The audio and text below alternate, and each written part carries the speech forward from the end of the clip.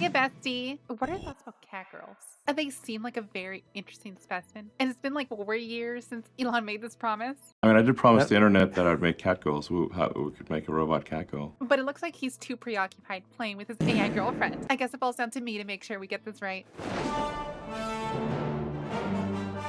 You're welcome, humanity. Now, if we're going to a more biological sense, are catgirls going to have 2 or 8 nipples? Before getting into that nitty-gritty detail, we got to see where they all started. Catgirls, or Nekomimi, for those of you who want me to be accurate or whatever that is. They've been haunting anime since the beginning of time, or at least the 80s, in which in anime years is the beginning of time. Will you find friends or foe? Ignore that, ignore that, ignore that. That's for a future video.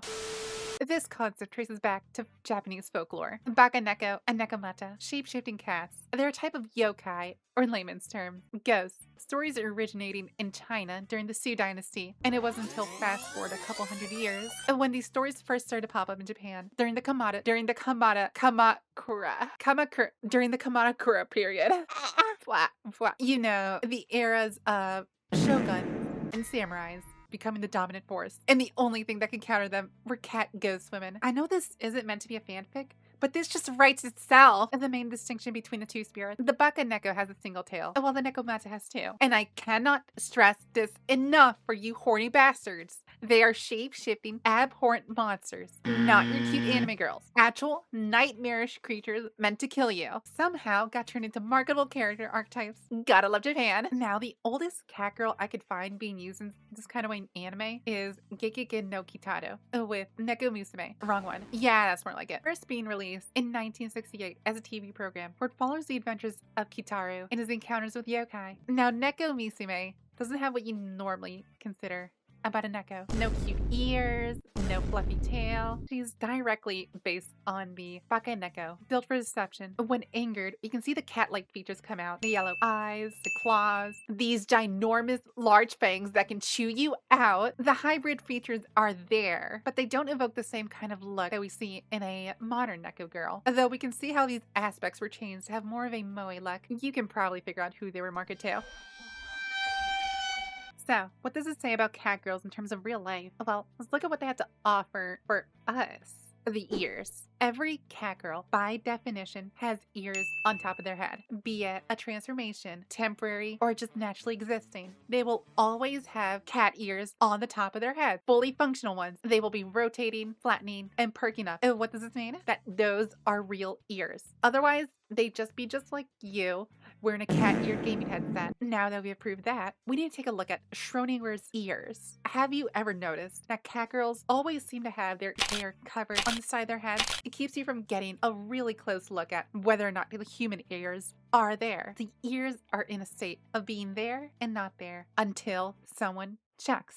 This is meant to keep us guessing, to not need to worry about it, but I'm here to spoil that phenomenon. If you look at human anatomy, we're used to looking at each other with ears. If you look at a human without it, it looks like some uncanny valley kind of thing, and we would not be able to process it correctly. Biological engineering would just not let that happen. So to avoid this, they will still have human ears. Even in that circumstance, if you look closely at your favorite catgirl, do you know what that is?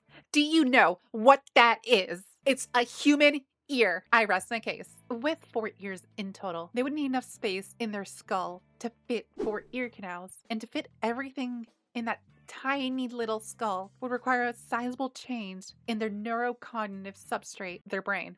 I'm saying their brain has to change. I know you need a second with that one. Though this would explain why catgirls act the way they do. Catgirls are very dumb, impulsive, and have a short attention span. And for some reason, they're always fixated on that goddamn fish. Well, this is because ear canals took up that valuable real estate that the brain needed, so their brain size had to decrease to compensate the diet. Now, their diet would obviously be different. You can't expect the catgirl to live off of caffeine and cup ramen like yourself. Cats are obligate carnivores, which means they need a diet of 70% meat. They cannot synthesize trainin, arginine, or arganic acid on their own. I don't even know what those are. All these are nutritional critical bases to function. It's not optional. That would mean your grocery budget would be way more expensive with all that chicken, fish, and the regrets of wishing this into reality. And don't you dare skip out on pet food. Have you even tried it? Actually, not too bad.